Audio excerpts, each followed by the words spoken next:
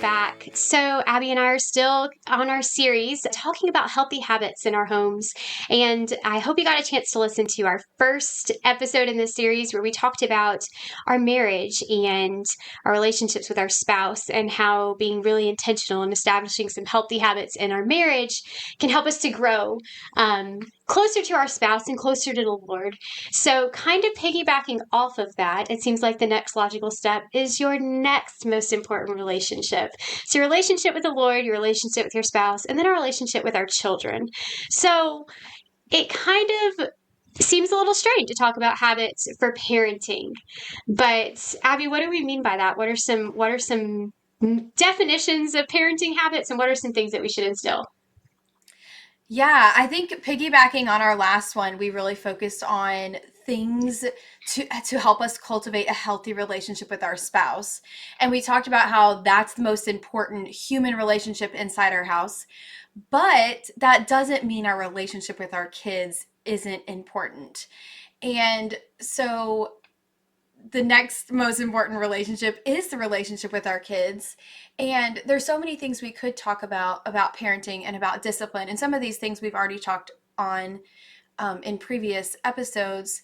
But I have been today, as we've been thinking about talking about this tonight, I've been thinking about the relationship aspect of parenting, my relationship with my kids, because that's kind of what we talked about last time with our husbands. And so as the day has gone on, I've been thinking about what are things that I am intentionally doing with my kids to develop a relationship with them. Not just clean up your room, clear the table, do your homework, but actually cultivating a close relationship where we can talk and where I know them and they know me.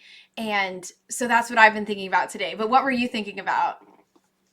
I think there's the same thing, just how, what's our goal, right? And our goal is obviously children who love the Lord and serve the Lord and love others, but also we want children that grow up that still want to talk to us, that still want to be involved in our lives and want to allow us into their lives. And that is something that you start now. You start with your children when you're little. You don't just get that right to be a part of your children's lives when they're parents and they have their families. You earn that.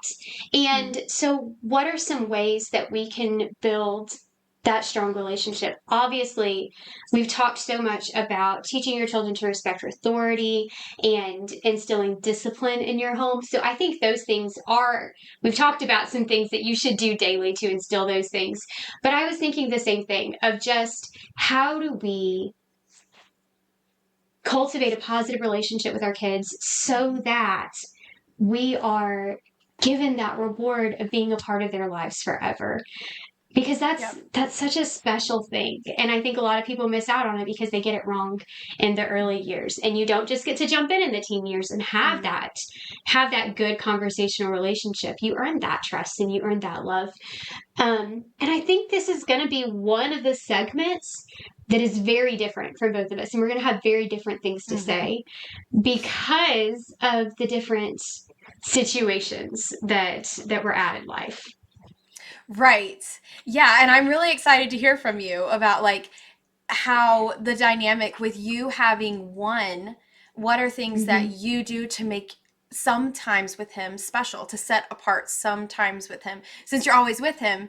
And then I'm excited to talk about the dynamic with a lot of kids in my house. How do I make each kid feel special, and how do I cultivate an intentional relationship with each one? So I think we're going to have vastly different perspectives. So I'm really excited about Yeah. that. And back to what you were saying, I think a lot of times we talk about parents aren't, we're not supposed to be our kid's friend, which is true in a lot of the sense of the Right word. now. Right. Like we have authority over them and we need to exercise authority over them, but we are not just their friend, but I think we can be their friends too. Mm-hmm. And so that's kind of what I've been thinking about today. And as we've added more kids to our home, we have had to be more intentional with our relationships. And I think it's been really good for us because it's forced us to be intentional. And kind of like we talked with marriage and just in habits in general, the reason why we have habits and rhythms in our house is because we don't float to health. We don't Mm-hmm. float to growth. We don't float to deepness. If we're not doing anything, we're growing apart. And Mm-hmm. so I think it's been actually helpful for us to be forced to be more intentional, because the only way you're growing is if you're being intentional. Right. And again, that's going to look so different for both of us because for you, setting aside any quality time with your kids one on one is such a big special thing because you have 9 children in your home. But for us, it's the daily thing, it's the daily grind. And so it seems like, oh, your life is just filled with quality time with your son. But it's something I struggle with. Does it feel quality to him or is it just normal? And Mm. so, how do I take these moments and make sure that they're special, that they feel like I'm really investing this time with him and not just living life as a family of 3, you know? Yeah. Yeah, I think that that could be really hard, and that's going to force you to be really intentional with your Yeah. time. Okay, so who's going first? Well, I'm excited to hear about how you balance intentional one-on-one time with 9. So let's hear Okay. it. So the first thing, when we started foster care, we decided to do was instill a stay up late night. So each of our kids has a stay up late night where everybody else goes to bed at 7 o'clock. And if you listen to our one on marriage, you know that Jordan and I have a date night where everybody has to go to bed at 7 o'clock. And Jordan and I get that one on one time with each other when everybody else is in bed. Mhm. It's very similar to that. On our calendar is stay up late night, and our kids rotate through who's staying up, and that kid stays up 2 hours later than everybody else with just me and Jordan. And that kid chooses what snack we have and what we talk about and what we play and what we watch if we watch something. So that's on our calendar. And So just is like, that do you have one of those once a week yeah, with so, one child? So right. every say you obviously your infants don't get to stay up late night yet. Yes. So is Yeah. this your older 5?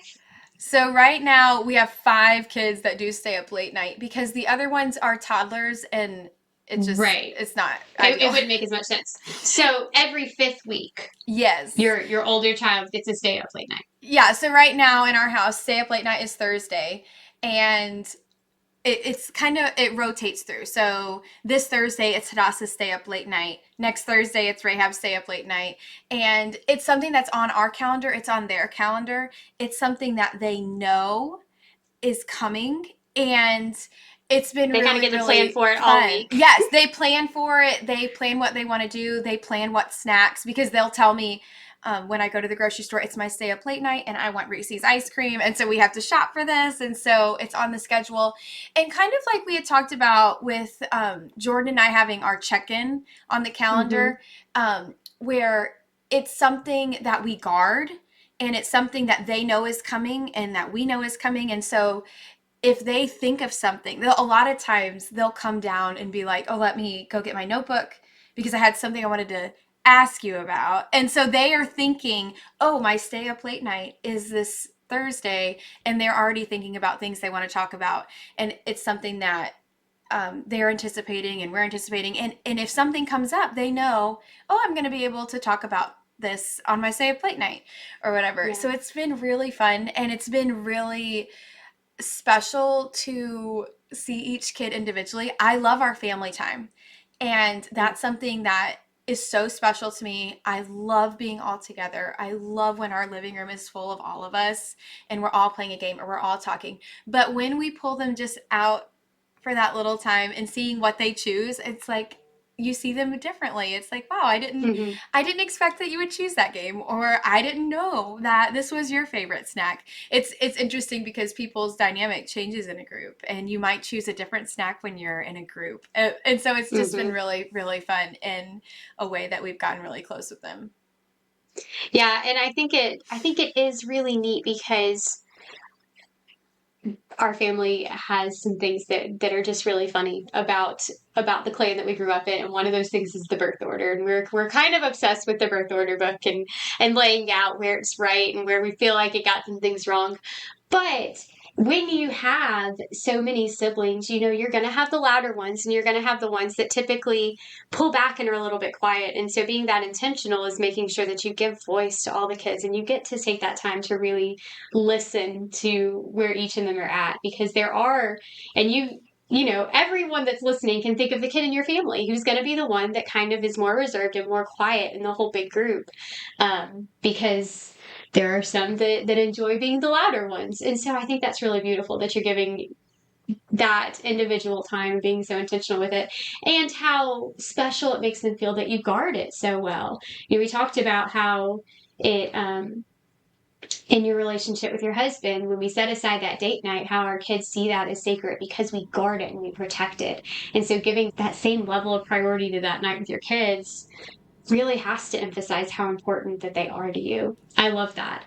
Right. And so again, for us, I have a 14-year-old. So there are many nights that Clint and I go to bed before him because we're old and he's 14. So he may stay up a little bit later in his room and work with his 3D printer or tying fish lures or whatever it is the hobby is that he's working on. But there's many nights where we go to bed and he's still up. So stay up late night is not it's not a 14-year-old thing for us in our house. It might be something fun if we had lots of kids and we could make it feel special, but that's not. He now stays up later than us, so I don't think that would work. But I really try to use the time when I'm in the car with him is the time that we have those check-ins. And he actually, when we left our homeschool community, we've been doing this since 2015.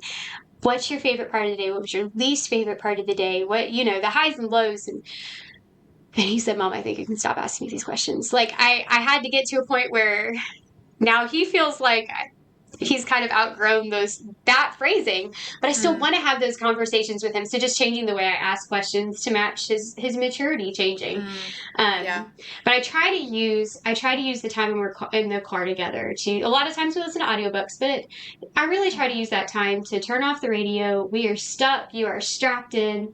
Let's just talk.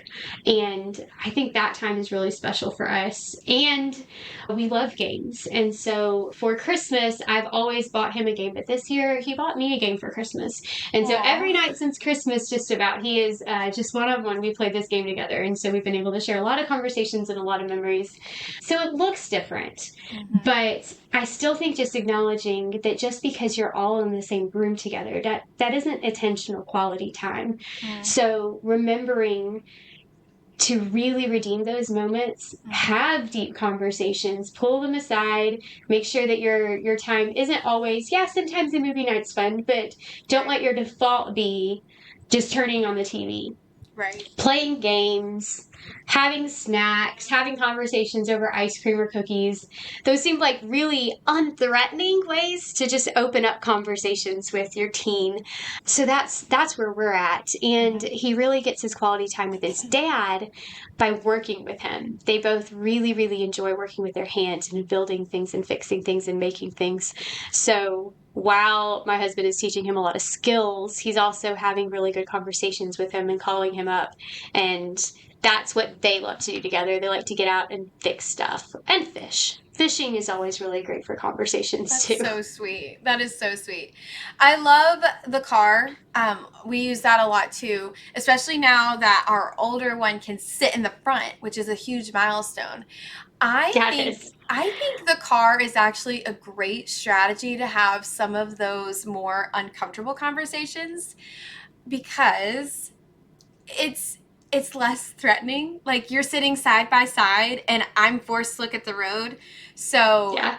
I feel like she feels like she can ask me some of those really awkward questions because we're not making eye contact, and then I can control my face a little bit when she asks a really shocking question. I'm like, "Wow, I didn't know we were going to be talking about that intimate part of life."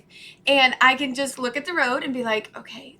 And so I actually think the car is the most underrated conversation place because it's not threatening. Everybody's stuck in there, but you don't have to just sit and stare at each other. It's amazing. Right. And if the conversation's going, well, I can make that trip home take so long. If I want to keep this conversation going, we can stop at Sonic and get a cherry limeade or a milkshake and really keep this going if we need to. I mean, I can drive super slow. I'm good at that. So it's also a good way to draw out conversations that need a hand of Yeah. sometimes. That one conversation that was very, very intimate that we had in the car, we went to Arby's and we got one of those Java mocha thingy majigs that are like $6, and we made it last a long time until all the questions were answered that needed to be answered.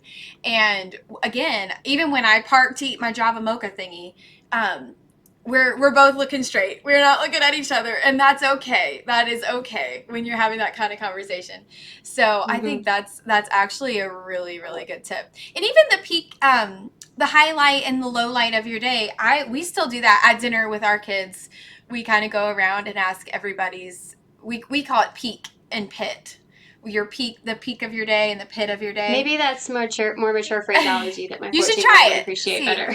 because even I feel like that's a Just need to question pull up the that, thesaurus. yeah, just find some more interesting words. But even Jordan and I, like at the end of the day, we've done so much apart. That's a good Hmm. question. That, like, Yeah, what was it the is. best part of your day and the worst part of your day, so that we can like bond over that. And so yeah, we go around at dinner time and ask those. I don't always ask the pit. I always ask peak. What's the best part of your day? Um, Hmm. Sometimes the pit can be like, okay, now I just feel like we're just complaining. And so Yeah. Yeah. I I'll just kind of gauge if we had a really bad day. I'm not asking the pit, We're but not if going there. yeah, I'm like, I know everybody's pit, but we'll go there sometimes, and then I'll try to like kind of redeem it a little bit. But otherwise, I just feel like we're just walking around the table complaining. So sometimes it Yeah. isn't helpful, but sometimes it is. And I think about, again, just going back to our childhood and growing up in ways that our parents were intentional with us. And I remember how special it felt to be the one on one with mom going to the grocery store. Or, our dad was really great in that we all had a game that we played with dad. And for all of us, it was different. I think you played rummy with dad. Rummy, yep, Um, I played checkers. I know yeah, there was a sister who played crazy eights, that was Beth, but yeah. it was when we sat down and played a game with our dad, that's what we were going to play. That was our game Hmm. that he taught us that we played together. And it wasn't every night. But it was, just that special thing that it was really just the two of us. This is just our game. And I don't think I ever really saw him playing checkers with somebody else. Play chess with Mm. Timothy. I wasn't smart enough for chess. Yeah, Um, but I remember those times when our parents were really intentional with us. And so yeah, I'm prayerful that even though for me, I worry that those moments with my son don't feel as special because he's an only child and because we spend so many moments together. I'm thankful that I have those memories and I can see how important it is and how impactful it was when our parents were so intentional with us. So I do worry that the days and moments don't feel as special because it's just normal. But it makes me more conscious of trying to be really intentional and redeeming a lot of those moments. So yeah. I am going to ask if you have an only child. I want you to reach out to me and tell me what are some ways that you make those moments and those days. What are some things you do to make it more special?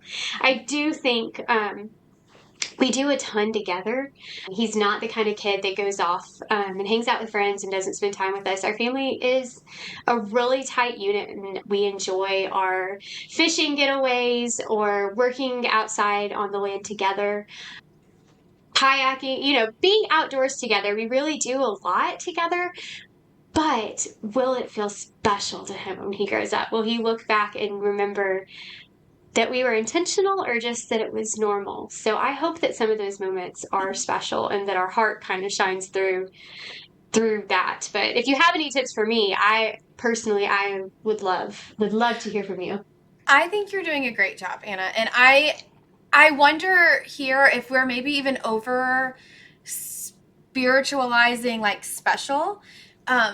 Because, as much as I want each of our kids to have an intentional one-on-one relationship with me, the normal everyday life is good. And that Yeah. is how God made the world, and we're doing all these normal things together, and that's not bad.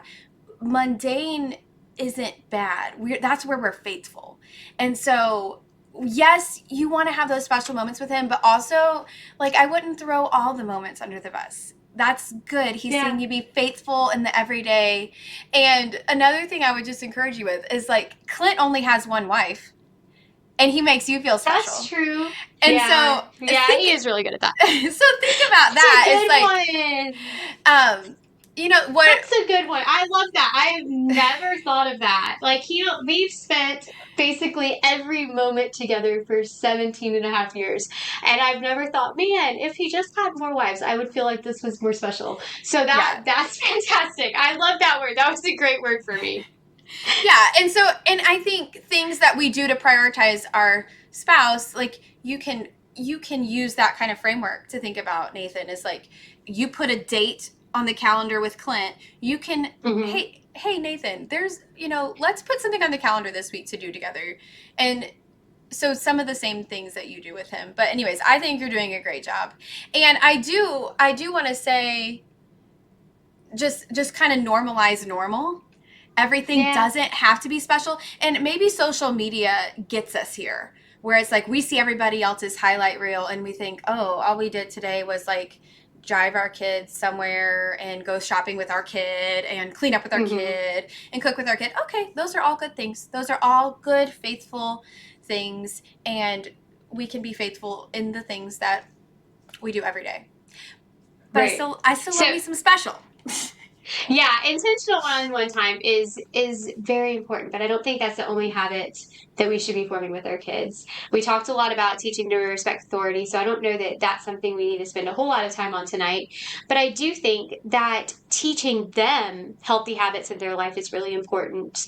Teaching them the habits of cleaning up after themselves, taking the responsibility for different household tasks, teaching them to be faithful, because again, we're raising prayerfully, Yeah, we're raising adults that are going to right. go on to be husbands and wives and mothers and fathers and productive members of society. So instilling in them some habits that they will take with them for the rest of their life starts early. So Mm-hmm. teaching them to be responsible with their rooms, Right. with their things, with the things that they own. I think those are really healthy things. Right now, we're trying to instill again teenager, we're trying to instill some healthy financial habits in our son Mm. right now and really focusing on he mows grass a lot in the summertime and he always willing to pick up some odd jobs that people have to earn some money, and so teaching him to have healthy financial habits himself. And I'm sure we'll do an episode on some healthy household habits, and we'll touch on those things. But to begin instilling those things in your kids young, I think is really important. So right now he has the rule that any money he makes, obviously standard for every believer is 10% goes to the Lord. And so 10% immediately goes to be set aside for him to tithe.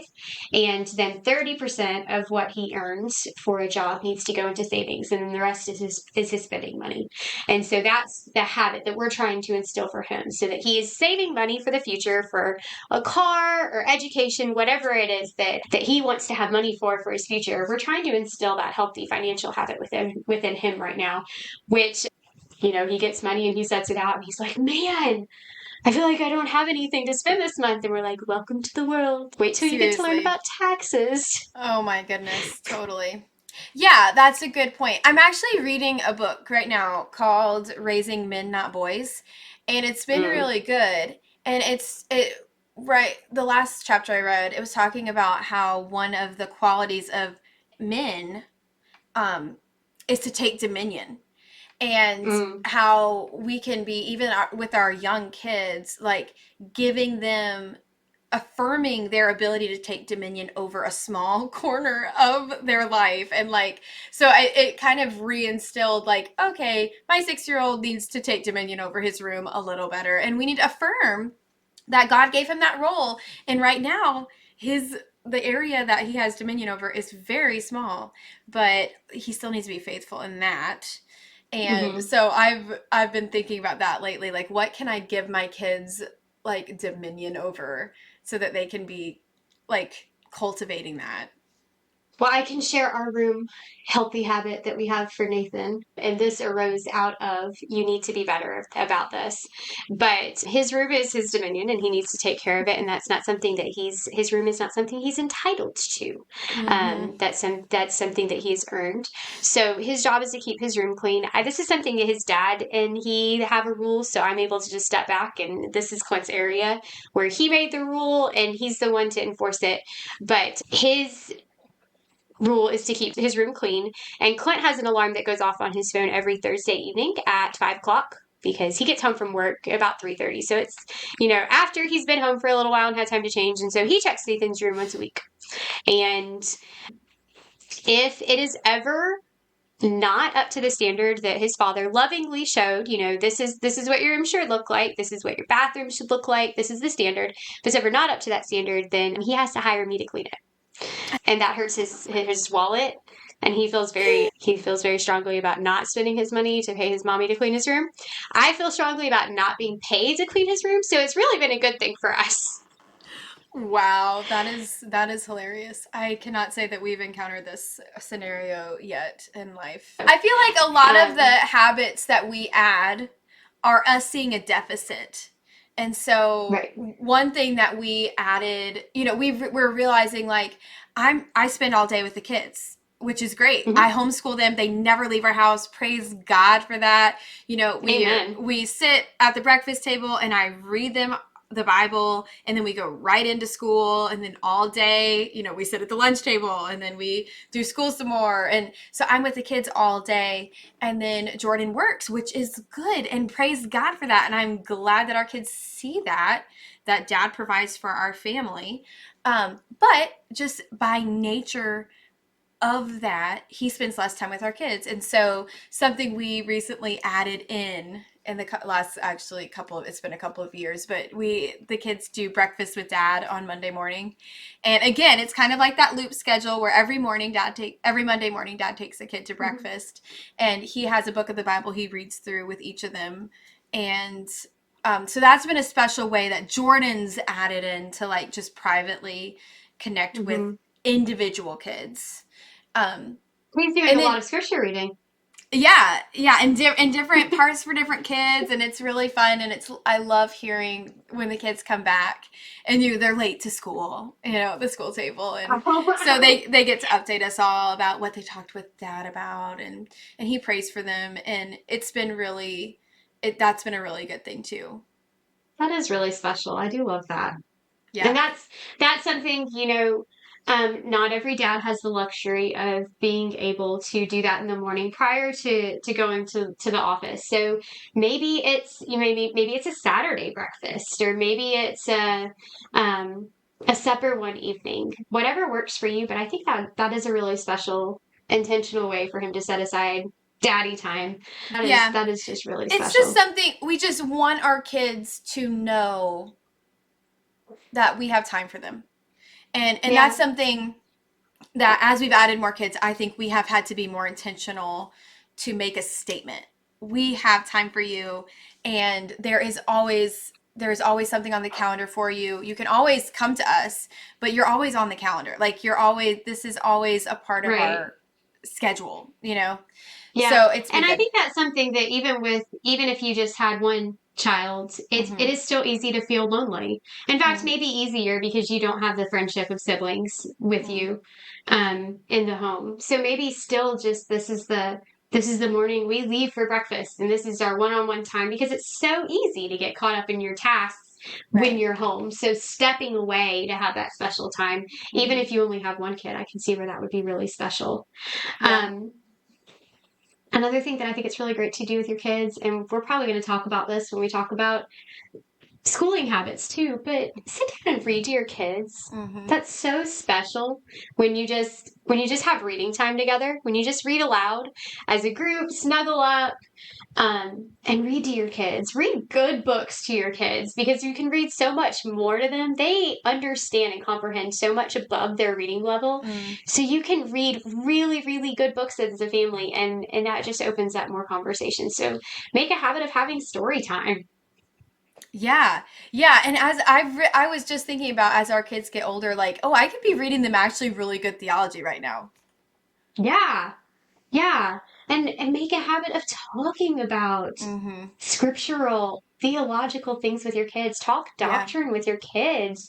That's so important. Again, I'm sure we'll touch on that when we talk about spiritual habits, but Yeah. man, just the things that our kids can perceive. Don't underestimate your kid's Yeah. heart and their mind to understand the things of the Lord, especially as you're modeling them for them. Use big words to your kids because they Mm-hmm. understand so much more than you think they do. And they ask good questions. If they don't understand something, they'll tell you.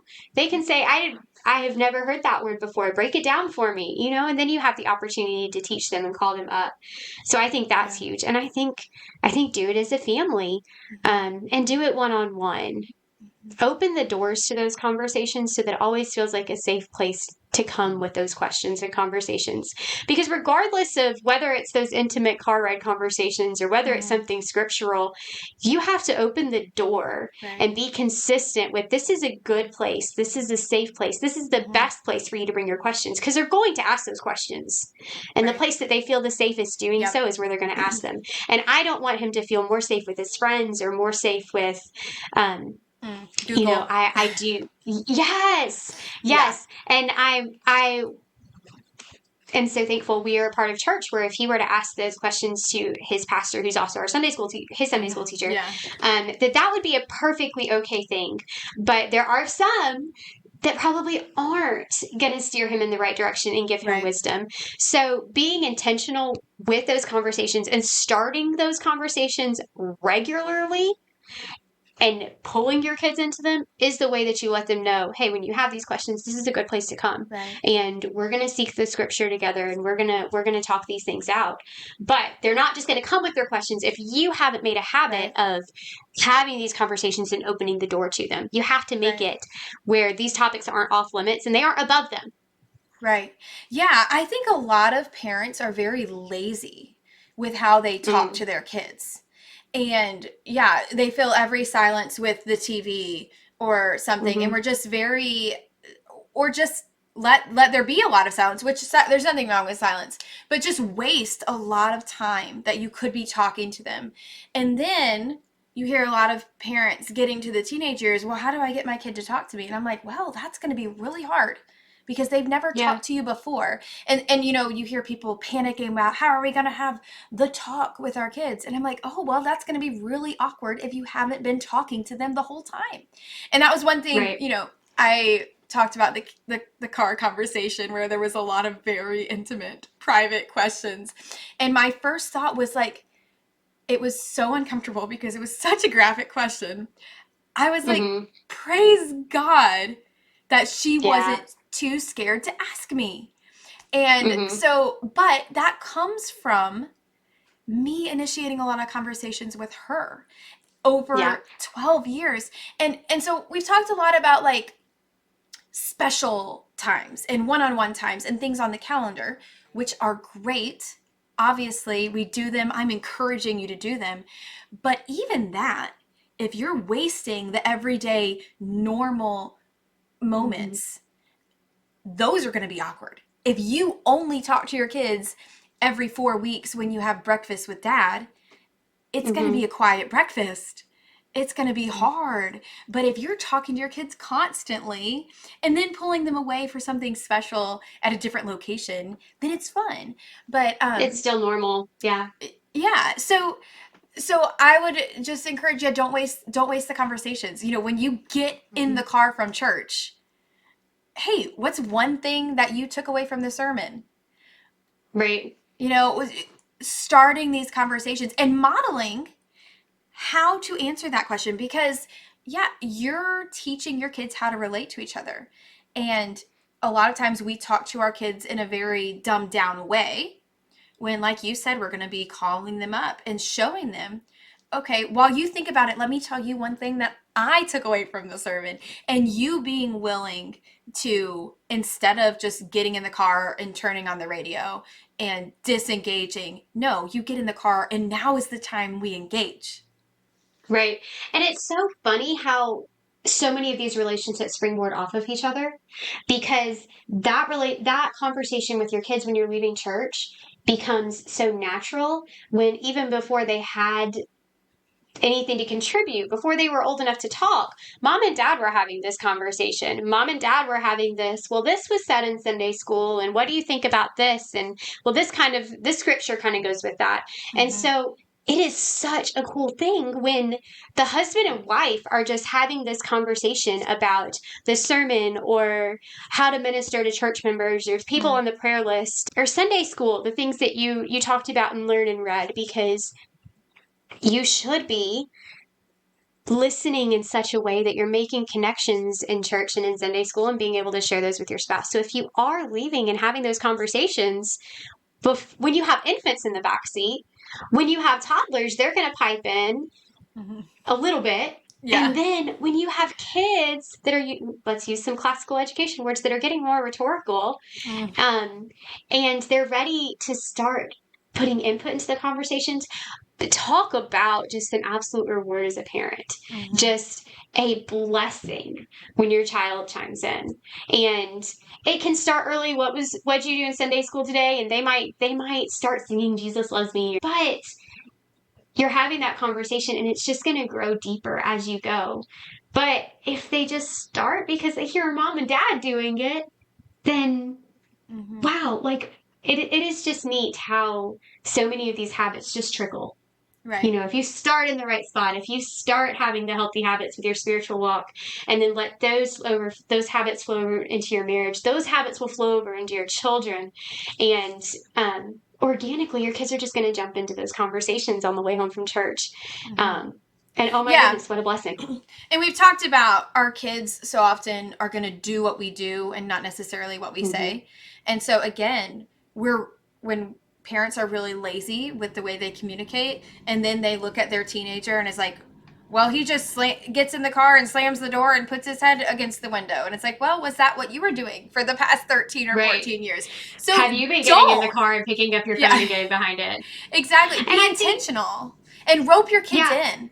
Rope your kids into those conversations. Pull them in even when they're young.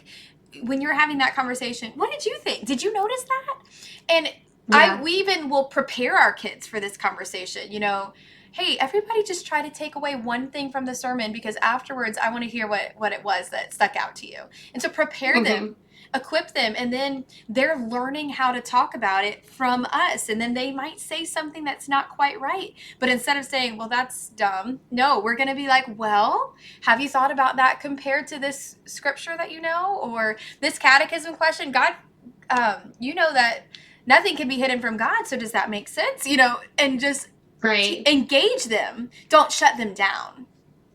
And I don't think that goes for just leaving church. I mean, maybe Right. you do use that stay up late night as a movie night, and maybe Mm-hmm. you watch a movie and you see characters make choices, and that influences everybody else. Well, what do you think would have happened if, you know, they would have chose to do something different? If Frodo hadn't thrown the ring into the fire, or if you're reading a book, what do you think would have happened if Edmund would have been honest and didn't go with the White Witch? Mm-hmm.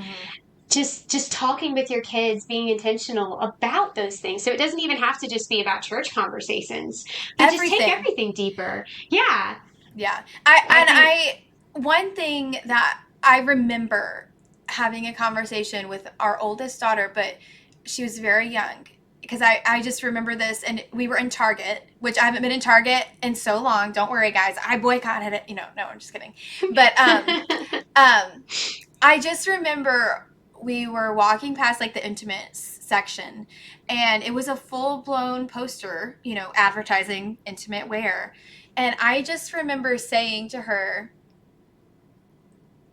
I wonder I wonder why she feels like she has to put her body on display like that. And just asking the question and just letting it, not answering it. And just Yeah. I try to do that when I see something. Hmm. Internally we have those thoughts like, ugh. Instead of just internally, I verbalize it to my kids. And that's the kind of thing that I think might make them comfortable to sit in the front seat and ask me a really, really awkward question is because I've been commenting on awkward things. And so they know mom's not scared to talk about this with me. Mom, mom brought that up when we were shopping for bras or whatever, so Mom is awkward. yeah. And it is going to be awkward. There are things that you can't make not awkward, but they can feel safe. Yeah.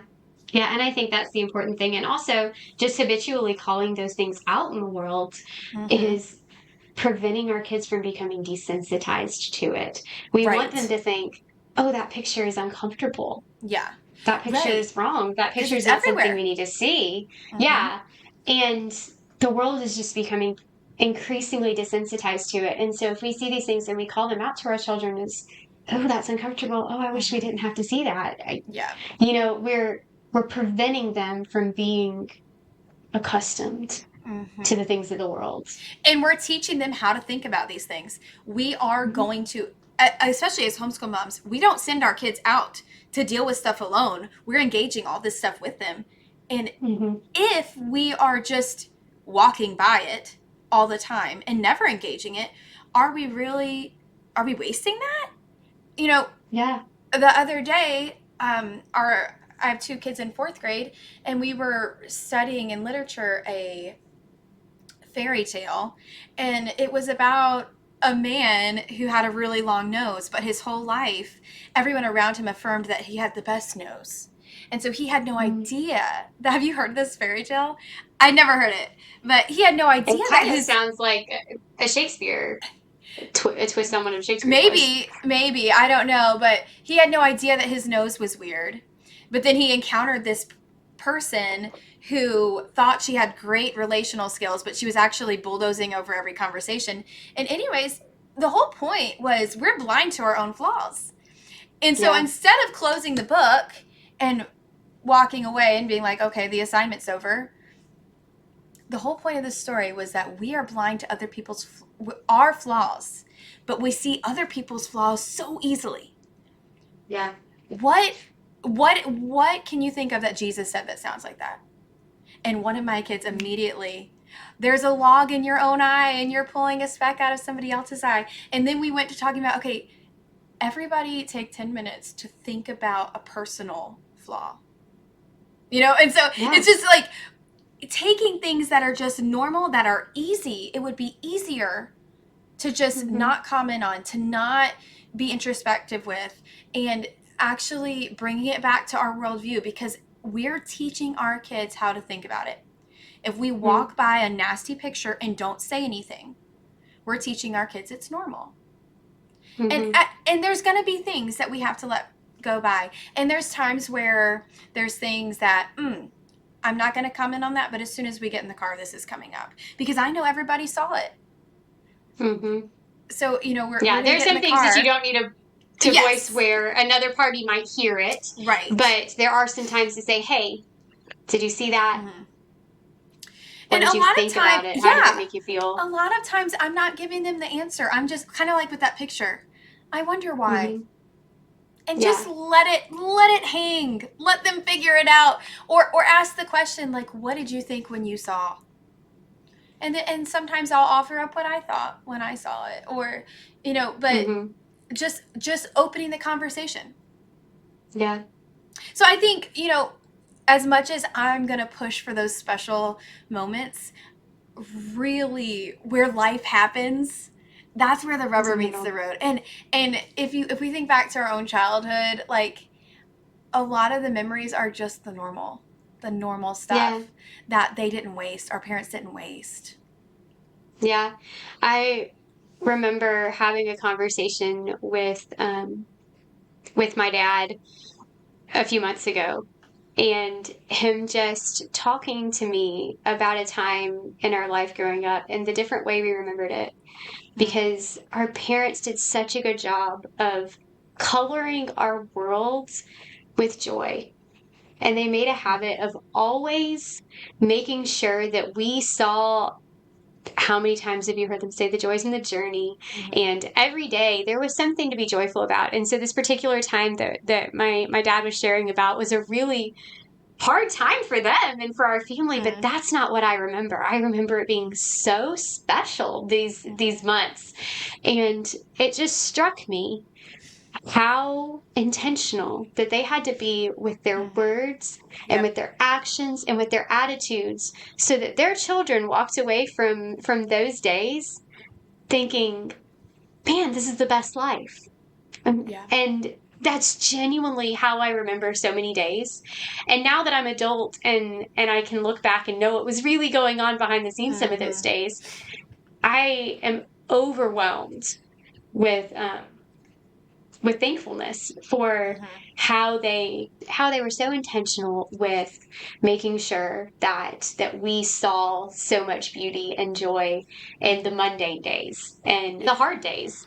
And so I think, yeah, the normal everyday Mm-hmm. attitude, the way we talk to our kids and interact with them, and intentionally not showing them the hard, discouraging, where's the money coming from, Mm, or stress with, maybe this job isn't going to last, or, mm, making sure that our kids aren't hearing the hard before they're ready to kind of take that on, mm. and just being so intentional with teaching them the joy in everyday life and living Yeah. together, being intentional with conversations and our time and our attitude. Yeah. Yeah. And not that we're going to put on a mask of like everything's happy and everything's perfect and there's never suffering, but that we're going to protect them from what they're too little to bear.